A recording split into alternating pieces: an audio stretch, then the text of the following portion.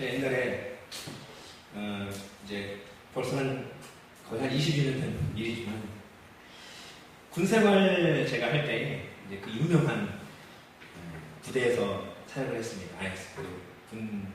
군무를 했습니다. 거기 어디냐면 부사단이에요. 백마부대. 백마부대 하면은 여자분들까지도 잘 알고 있는 부대더라고요. 그리고 유격장 같은 거 이제 방송에서 유격훈련, 연예인들 유격훈련 하는 거, 뭐 이런 거 찍을 때도 거의 다 부사단 백마부대 유격장에서 한다고 하더라고요. 제가 이제 군대 유격장에서 이제 훈련을 할 때 특별한 경험을 하나 했습니다. 뭐냐면 제가 이제 아침에 새벽에 한 6시인가 돼서 먼저 일어나서 이제 텐트 밖으로 나왔어요. 나왔는데 어떤 광경을 봤냐면 멧돼지가 있는 걸 봤습니다. 그 텐트 옆에 저희 텐트 옆 바로 옆은 아닌데 멧돼지가 있는 거예요. 한 20m도 안 되는 거리에 보니까 저쪽 반대편에 있는 거예요. 제가 텐트 속으로 들어갔습니다. 그래갖고 깨웠어요. 선임도 깨우고 후임도 깨우고.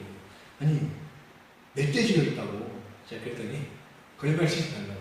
멧돼지가 있냐고. 물론 이제 멧돼지가 거기에 있다는 걸 알고 있는데 나온 거를 보는 경우는 별로 없으니까. 근데 이제 멧돼지 돌아다닌다고 조심해야 되겠다고. 그랬더니 진짜냐고. 진짜라고. 나왔더니 멧돼지 이제 발견한 거죠. 다른 분들도.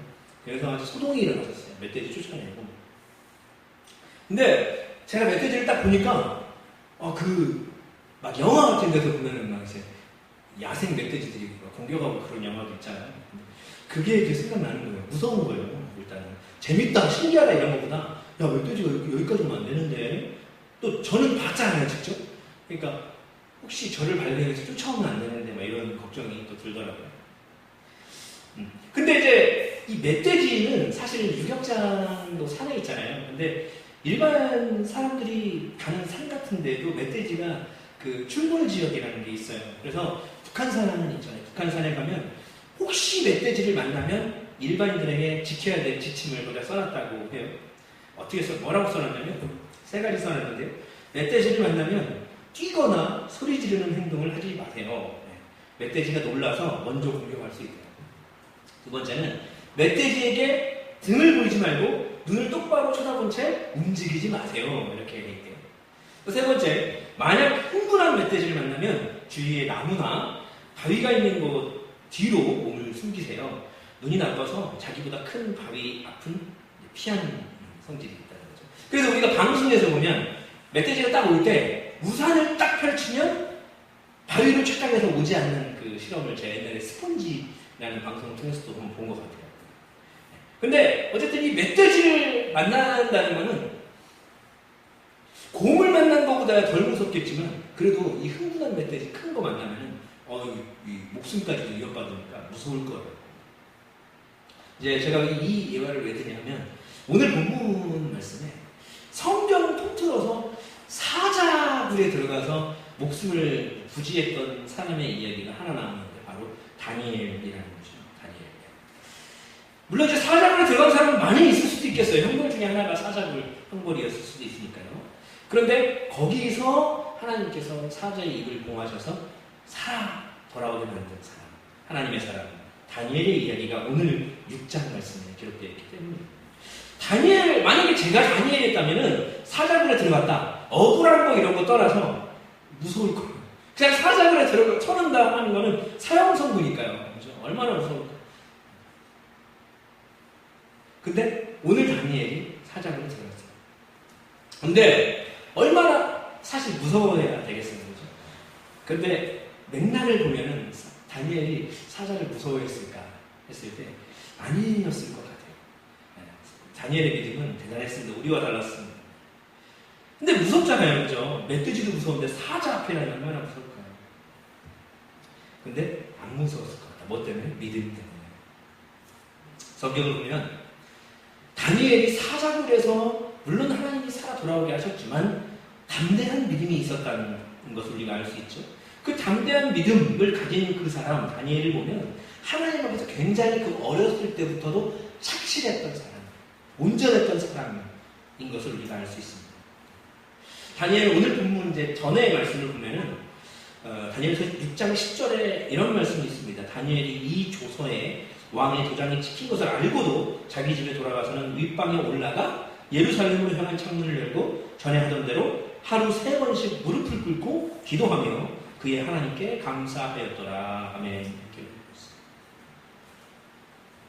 결국은 사실은 왕만 섬기지 않고 다른 신에게 절하는 사람을 사자굴에 넣기로 한 조서에 그 조서에 왕의 도장이 찍혀 있는 것도 다니엘이 알았는데 결국은 여전히 예루살렘을 향하여 창을 열고 3번씩 기도하다가 그 간신들에 넘어가서 꾀에 넘어가서 결국은 사자굴에 던져지기까지 됐다라는 것이죠.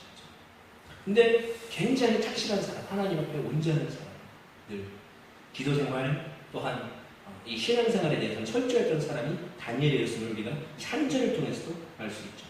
목숨을 걸고서도 하나님을 저버리지 않는 사람, 믿음을 저버리지 않는 사람. 결국은 사자굴에 들어가기 전이나 후나 아마 다니엘은 똑같았을 거예요. 똑같았을 거예요. 혹시나 해서 마음이 두렵고 혹시나 조금은 떨렸을지는 모르겠지만 결국 그는요 살아서 돌아왔다는 거예요.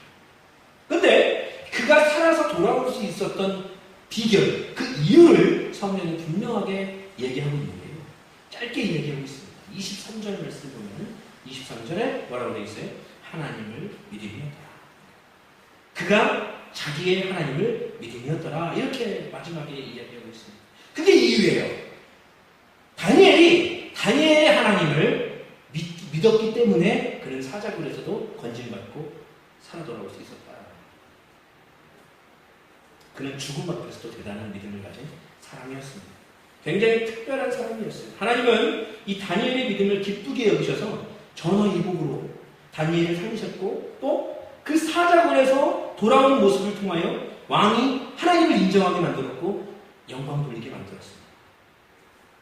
오늘 이 시간에는 오늘 이 수요일을 나누는 말씀을 통해서 이 다니엘의 믿음을 엿봤으면 좋겠습니다. 또한 이 다니엘의 믿음을 내 믿음에 빗대어서 내가 더 큰 믿음을 얻기를 바라고 또 다니엘과 같은 믿음을 소망하기를 원하는 저와 여러분 되기를 바랍니다. 다니엘의 믿음은 특별했습니다. 그의 믿음은 특별한 믿음이었는데 그럼 어떤 믿음이었기에 특별한 믿음이라고 할 수 있었느냐. 오늘은 두 가지만 이야기를 합니다. 첫 번째는 무엇이냐면 그의 믿음은 뜻을 정하는 믿음이었다. 뜻을 정하는 믿음. 다니엘이 살던 이제 당시의 이스라엘 민족은 바벨론이라는 강대국의 포로로 잡혀갔을 이제 때를 살고 있었습니다. 그 바벨론 포로기는 시기적으로 1, 2, 3차가 있습니다. 1차 포로기가 BC 605년입니다. 이때는 이제 지혜자들을 잡아갔는데 그 중에 한 사람이 바로 다니엘인 거예요. 당시 이제 왕이었던 바벨론의 느부갓네살 왕이 이스라엘 자손 중에서도 노예이긴 했지만 그들 중에서도 지혜 있는 자들 그리고 지혜 있는 자 중에 소년들을 데려와서 그들에게 자기들의 학문과 언어를 가르쳤습니다. 이건 뭐 이유가 있겠죠. 어린 아이일수록 그 문화를 습득할 수가 있잖아요. 그죠? 이미 강성한 사람들은 자기들의 문화가 있고 자기들이 배운 학문이 있기 때문에 가르친다고 해서 어린이들만큼 습득할 수는 없을 거예요. 그렇기 때문에 지혜 있는 소년들을 데리고 와서 자기들의 고관으로 키우려고 했다는 것이죠. 다니엘 1장 3절에서 5절에 왕이 환관장 아스브나스에게 말하여 이스라엘 자손 중에서 왕족과 귀족 몇 사람 곧 흠이 없고 용모가 아름다우며 모든 지혜를 통찰하며 지식에 통달하며 학문에 익숙하여 왕궁에 살만한 소년을 데려오게 하고 그들에게 갈대아 사람의 학문과 언어를 가르치게 하였고 또 왕이 지정하여 그들에게 왕의 음식과 그가 마시는 포도주에서 날마다 쓸 것을 주어 3년을 기르게 하였으니 그 후에 그들은 왕 앞에 서게 될 것이니라. 아멘. 이때에 그들 중에 그 지혜로운 소년들 중에 누가 있었냐면 유다자 소년 중에 다니엘 있고 또 하나냐 있고 또 미사엘 있고 아사랴가 있었습니다. 사드락과 메삭과 아벳네고 우리가 알고 있는 세 친구의 이름이죠. 하나냐, 미사엘, 아사랴. 이 네 사람이 다니엘까지 네 사람이 이 보면은 이 1장 5절 말씀에 왕의 음식과 그가 마시는 포도주를 먹으면서 그러니까 왕의 진미를 먹으면서 학문과 언어를 공부하게 했는데 결국 명령입니다. 왕의 명령. 야, 무조건 먹어. 좋은 건 먹어. 근데 이 4명은 그것을 거부합니다. 그리고 1장 8절 말씀 보면 다니엘은 뜻을 정하여 왕의 음식과 그가 마시는 포도주로 자기를 더럽히지 아니하리라 하고 자기를 더럽히지 아니하도록 환관장에게 구하니 라는 이렇게 말했습니다. 다니엘이 뜻을 정했다 했습니다. 어떤 뜻일까요? 어떤 뜻? 자기를 더럽히지 않겠노라 이거예요. 이 뜻이. 이거죠. 바로 하나님의 사람으로서 온전하기로 난 뜻을 정했다. 아니 뭐 솔직히 왕의 음식 포도주 그게 뭐라고요?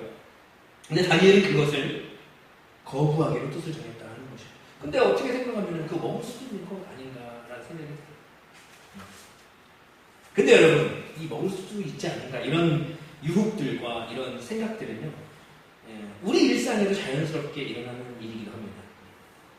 저와 여러분은 혹시 어떤 신앙의 뜻을 정하고 신앙생활을 하고 계신가요? 제가 다니엘서를 보면서 이제 생각나는 또 때가 있습니다. 그때도 또 군대인데 제가 예전에 이제 대대군종으로 이제 구사단 포병대회에서 제가 일반 병사의 일을 하면서 또 대대교회 군종의 일을 했습니다.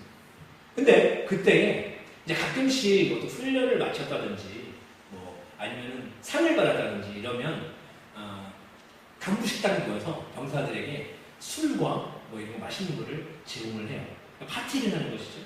그럴 때가 있었습니다. 그럴 때가 있었는데, 근데 그 자리에 당연히 저도 가 있겠죠. 근데 가 있는데 거기에 술이 있다고 했잖아요. 근데 간부들이 그렇게 술을 권하는 거예요. 저한테. 저는 대대 군종인데 그걸 알면서도 권하는 거죠. 근데 그 중에는 교회를 나오시는 분도 계시지만 교회를 안 나오는 분도 계시다는 거예요. 그 안 나오는 분들 중에는 이런 얘기도 하는 거예요. 야, 너 전에 있던 그 군종들 다 마셨어.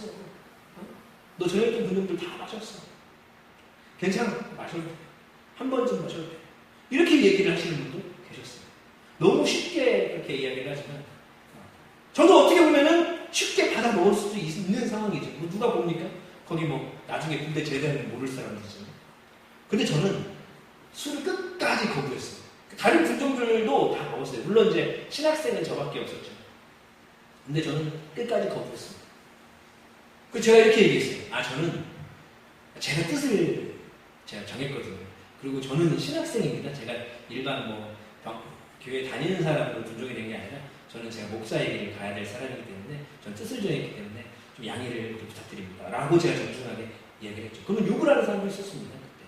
근데 이제 그래서 더 군대 생활을 열심히 하려고 했어요. 욕 안 먹는 병사, 칭찬받는 병사로 살아가려고 진짜 열심히 노력했어요.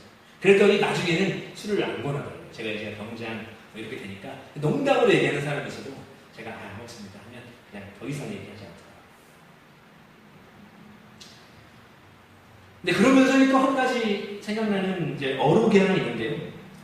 저희 어머니께서 이제 동료 이제 교회를 다니실 때 동료 분에게 권사님에게 들은 이야기가 있대요. 어떤 이야기가 있냐면, 그거 무슨 여행을 갔었나? 저도 잘 기억은 안 나는데 그래서 그 교회를 빠지는 그런 이제 상황이 있었나 보죠. 근데 뭐라고 말씀하셨다 하신 적이 있냐면, 하나님께서 그 정도는 봐주셔. 괜찮아. 이렇게 얘기를 했다고 하더라고요. 그래서 제 어머니한테 이제 그 얘기를 딱 들었는데, 우리도 똑같잖아요. 사실 우리도. 이제 이 정도는 괜찮지 않나.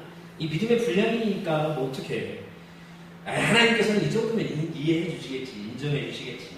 라고 이야기할 때가 많더라. 처음에 어머니 얘기 들었을 때는 제가 그랬어요. 뭘 하나님이 인정하시냐. 법관이냐. 제가 이렇게 얘기했었는데 나중에 생각해보니까 우리도 그럴 때가 있더라고요. 저도 그럴 때가 있더라고요. 근데 여러분 보십시오. 하나님이 도대체 무엇을 인정해 주십니까? 하나님이 인정해 주시는 건요 딱 하나밖에 없어요. 뭐냐면 너는 연약하다. 이거밖에 없어요. 인간은 연약하다. 너는 연약하여. 이것만 인정해 주십니다. 연약하기 때문에 봐주시는 것이고 그 일로 덮어주시는 것이다 라는 거죠. 우리는 여러모로 연약할 수밖에 없습니다. 그렇죠? 육체적으로 연약할 상황도 있죠. 또 정신적으로 연약할 상황도 있고 또 온전한 신앙생활 하기에 엄청 열악한 경우도 있잖아요. 뭐 코로나 시절 같은 경우. 근데 우리가 한 가지는 기억해야 됩니다. 하나님께서 인정하셔. 하나님께서 이해하셔. 이런 말로 우리의 신앙의 삶을 정의 내려서는 안 된다. 함부로 우리가 그것을 못 박아서는 안 된다. 어떤 상황이 됐을 때 하나님 인정하셔. 누가 인정합니까? 하나님께서 인정하시기를 원하면서 우리가 신앙생활 우리 마음대로 하는 것이 아니라 온전한 신앙생활을 할 수 있도록 뜻을 정하여 기도함으로 하나님께 나아가는 저와 여러분 되는 줄 믿습니다. 왜냐하면요, 하나님께서 인정하셔, 하나님께서 이해하실 거야 라고 생각을 하고 우리가 우리 마음대로 행하면, 스스로 인정하면 기도할 제목이 하나도 없어요. 돌아보면 기도할 제목 하나도 없습니다. 내가 어떠한 상황이 됐어요. 근데 그 상황 가운데에서 하나님께서 인정하시지, 그냥 내가 내 뜻대로 하면 되겠다 하면 뭐하러 기도합니까? 기도할 문제가 없죠. 그렇죠? 또 한편으로 회개할 것도 없습니다. 왜요? 하나님 인정하시기 때문에 내가 회개할 일이 아닌 거예요. 그렇게 생각합니다. 우리가 연약하지만 어려울 때일수록, 신앙생활이 어려울 때일수록, 그럴 때가 있을지라도 더 온전히 숨기기에 뜻을 정하여 행하는 믿음이 있는 저와 여러분 되기를, 신앙의 삶이 되기를 간절히 소망합니다. 뜻을 정하여. 다니엘의 믿음은 뜻을 정하는 믿음이었다. 그게 특별했다. 또 한 가지 특별한 믿음이 있었습니다. 그것은 무엇이냐면 하나님 최우선입니다. 하나님을 최우선으로 두는 믿음을 가진 사람이 바로 다니엘이었다라는 것입니다. 오늘 본문에 이제 본문 이전의 말씀이죠. 다니엘은 굉장히 큰 위기를 맞았습니다. 다니엘이 너무 지혜롭고 민첩하게 일을 잘 해내니까 이것을 본 신하들, 다른 신하들이 다니엘을 시기해서 말도 안 되는 법령을 만들게 하는 거예요. 6장 7절에 이렇게 기록합니다. 나라의 모든 총리와 지사와 총독과 법관과 관원이 의논하고 왕에게 한 법률을 세우며 한 금령을 정하실 것을 구하나이다. 왕이여, 그것은 곧 이제부터 30일 동안에 누구든지 왕 외에 어떤 신에게나 사람에게 무엇을 구하면 사자굴에 던져넣기로 한 것입니다. 야, 쉽게 얘기하면 왕 외에 다른 신을 섬기는 모습을 보이면 무조건 사자굴에 넣는 겁니다. 야, 이거 당연히 다니엘도 알았겠지. 그리고 다니엘도 어쩌면 생각했을 거예요. 이것은 나를 시기해서 만든 일이구나. 다니엘이 굉장히 지혜롭다고 했잖아요. 분명히 그 시기하는 고관들이 누군지를 다 알 거 아닙니까? 그죠? 신하들이 누군지 알 거예요. 그들의 계략도 다 알 수도 있습니다. 그리고 딱 왔을 때, 이미 각오했을 수도 있어요. 나 때문에 요즘에. 그래서, 근데 그 후에 다니엘의 모습이 어떻다고요? 아까 6장 10절처럼 알고도, 왕의 그 도장이 찍힌 것을 알고도 죽음을 무릅쓰고 예루살렘을 향하여 창문을 열고 하루에 3번씩 여전히 그의 하나님께 감사하였다.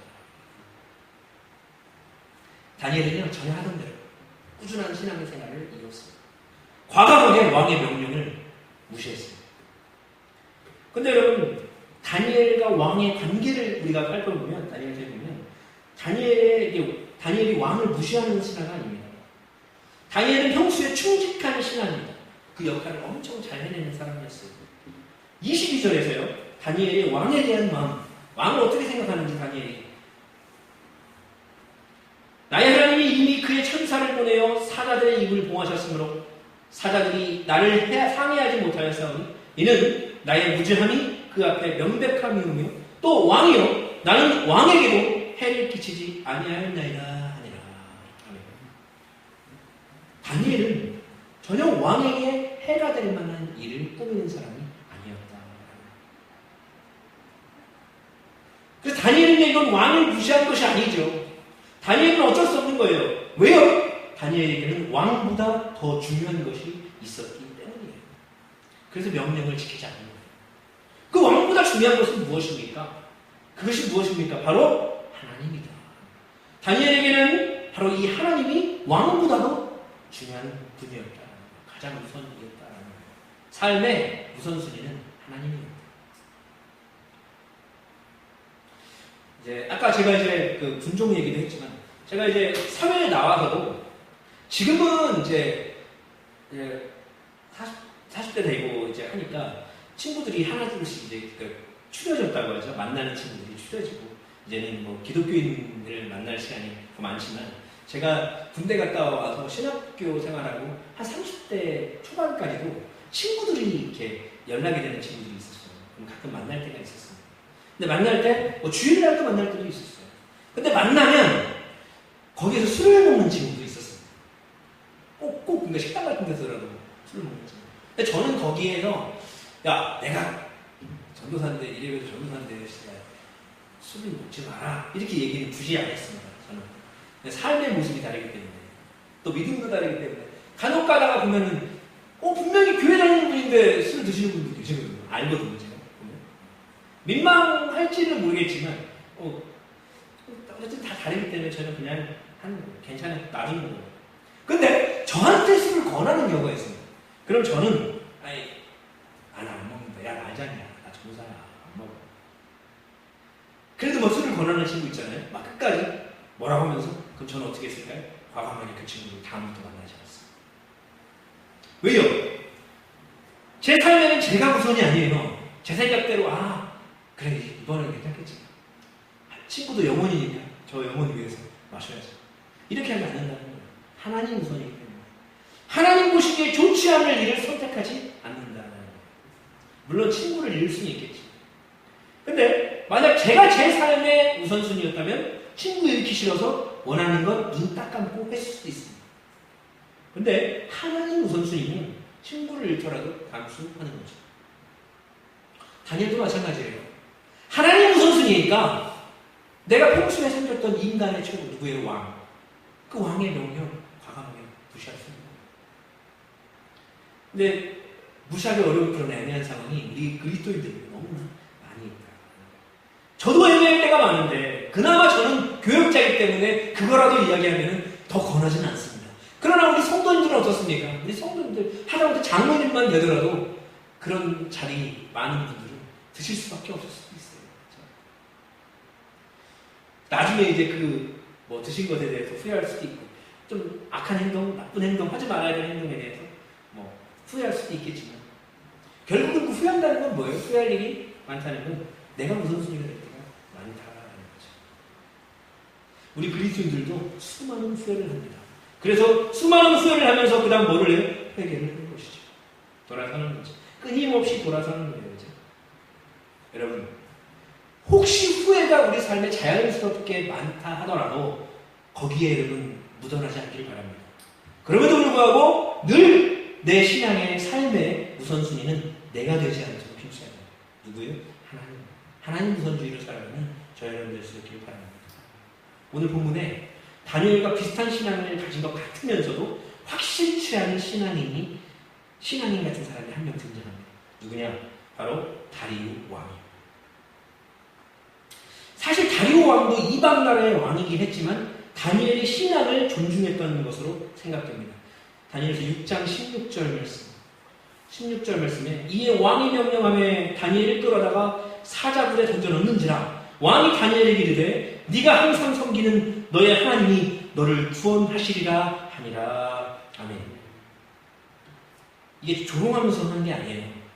왜냐면 나중에 다리오의 모습을 보면 알 수 있습니다. 다리오 왕은요 다니엘을 매우 아꼈던 사람이에요. 그러나 그는 한순간 그들의 그 간신들의 게임에 넘어갔다가 다니엘을 잃게 될 위기에 놓였습니다. 그리고 사자굴에 던져놨어요. 이제 잃는 거예요. 이제 후회하고 있는 거예요. 그 후회의 흔적이 14절에 나와요. 14절. 왕이 이 말을 듣고 그로 말미암아 심히 근심하여 다니엘을 구원하려고 마음을 쓰며 그를 건져내려고 힘을 다하다가 해가 질 때 이르렀더라. 아멘. 이게 간신들이 나중에 알고 보니까 간신들이 이 법령 다니엘 때문에 만든 거라는 걸 나중에 왕은 아는 거예요. 알아도 뭐합니까? 이미 주소에 도장이 찍힙니다. 그래서 이 신하들이 다니엘을 사자굴에 넣으려고 그렇게 힘쓰는데 왕은 다니엘을 구하려고 굉장히 힘쓴 거예요. 막 해가 질 때까지도 고민한 거예요. 그런데 고민은 했지만 결국은 어떻게 됐다고요? 16절처럼 사자굴에 던져놓게 됐다. 명령할 수밖에 없었다. 왜 이렇게 다니엘을 아꼈던 다리오인데 이렇게 후회할 일을 했습니까? 이 어마어마한 일을 후회하기에는 좀 너무 큰일 아닙니까? 누군가의 죽음을, 더군다나 충신 다니엘의 죽음을 이르게 하는 일인데, 그렇죠?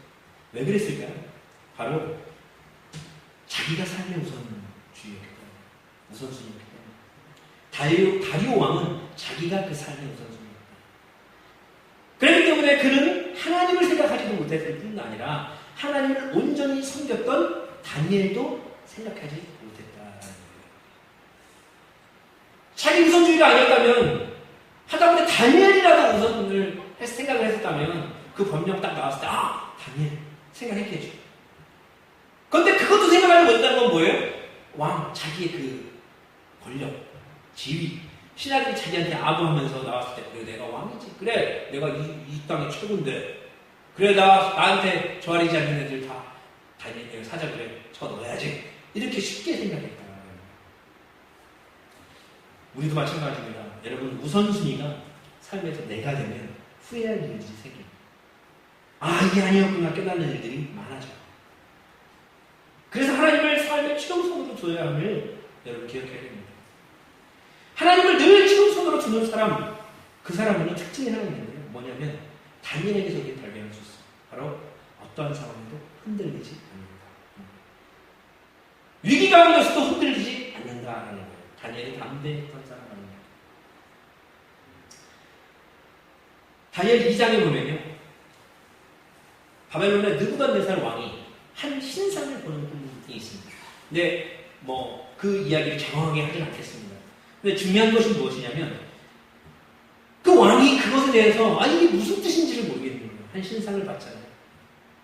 그래서 이 꿈의 해석을 할 수 있는 지혜자들을 다 모읍니다. 그 땅의 지혜자들을 다 모아요. 다 모아고, 그럼 지혜들이 왕이시여, 내가 한 꿈을 꾸었다 하면서 이야기를 했을 거예요. 근데 문제는 무엇이냐면, 당연히 그러면 꿈을 꿨으니까 그 꿈을 이야기를 해주겠지. 야, 내가 신상을 봤는데 머리는 이거 있잖아요. 금이고. 그 신상, 그걸 얘기를 해줘야 되는데 그걸 얘기 안 해줍니다. 왕이 얘기를 안 하고 뭐라고 해요? 야, 자 지금부터 내가 꾼 꿈이 어떤 꿈인지도 얘기를 안 이렇게 되는 거예요. 그러니까 큰일 났습니다. 발동동 부릅니다. 누가 그거를 알겠어요? 다들 당혹스러워했습니다. 그리고 대답을 못해요. 꿈이라도 알아야 해석을 할 거 아니에요? 왕이 화가 났습니다. 이거 저 가짜 지혜자들이다. 다 죽여버려! 다 죽였어요. 죽이라 명하는 거예요. 근데 그때에 다니엘이 그 소식을 듣고 자기가 해석하겠다고 나섭니다. 근데 그게 무대뽀로 하는 게 아니었어요. 자신이 지혜롭기 때문에, 지혜로운 걸 알기 때문에 아니었습니다. 죽음을 무릅쓰고 나온 거예요. 아니, 왕이 꿈까지 맞추라고 하는데 차라리 가만히 있으면 낫죠. 근데 왜 죽음을 무릅쓰고도 앞에 가느냐? 하나님께서 자기에게 지혜를 주실 거라는 것을 듣기 믿었기 때문에. 그래서 흔들리지 않았다는 거예요. 하나님을 믿었다. 그런 믿음으로 나서는 거예요. 자기의 지혜를 믿지 않았습니다. 자기의 은사를 믿지 않았습니다. 자기의 어떤 배경을 믿지 않았어요. 그는 오직 하나님만 믿고 나가는 거예요. 근데요, 그가 그러면 그렇게 담대하고 흔들리지 않았다고 해서 그러면은 기도 없이도 나갈 수 있었을까요? 떨림이 아예 없었을까요? 아니에요. 친구들에게 중보를 부탁합니다. 친구들에게 중보를 부탁해요. 다니엘서 2장 17, 18절에 이에 다니엘이 자기 집으로 돌아가서 그 친구 하나냐와 미사엘과 아사라에게 그 일을 알리고 하늘에 계신 하나님이 이 은밀한 일에 대하여 불쌍히 여기사 다니엘과 친구들이 바벨론의 다른 지혜자들과 함께 죽임을 당하지 않게 하시기를 그들로 하여금 구하게 하니라. 중보를 구하는 거예요, 여러분. 그러니까 다니엘도 결국은 죽음을 무릅쓰긴 했지만 떨리는 마음 있는 거예요. 그러나 하나님 믿고 나가는 거죠. 우리도 그렇지 않습니까? 하나님 믿는다고 떨리는 마음이 아예 없는 거예요. 중보를 구하는 것이죠. 결국 하나님은 다니엘에게 지혜를 줘요. 그래서 느부갓네살이 꿨던 꿈도 맞추고 해석도 하게 하십니다. 할렐루야. 그래서 다니엘과 이 친구들은 또 많은 지혜자들이 건져낼 수 있었다. 그런 죽음의 자리에서도 흔들리지 않았습니다. 왜냐하면 자기가 어쩔 수 없는 일인 것을 알고 있었기 때문이에요. 저와 여러분의 삶에도 평탄하지 않습니다. 그죠? 여러 어려움들이 많이 생기잖아요. 나중에는 죽음만큼 어려운 일도 분명히 닥칠 거예요. 여러분 그때라도 오늘 말씀 생각하면서 다니엘과 같은 믿음으로 서기를 바랍니다. 그러면 우리에게는 어쩔 수 없다라는 그 어쩔 수 없음, 이 신앙이 필요해요. 이거 우리가 어쩔 수 없는 거예요, 여러분. 누가 하는 거예요? 하나님만 하실 수 있다는 거예요. 우리가 뭐 사람을 샤바샤바 한다고 해서 그 마음을 얻을 수 있는 것도 아니에요. 재물을 급히 얻을 수 있는 것도 아니에요. 스스로 건강해질 수도 없는 거예요.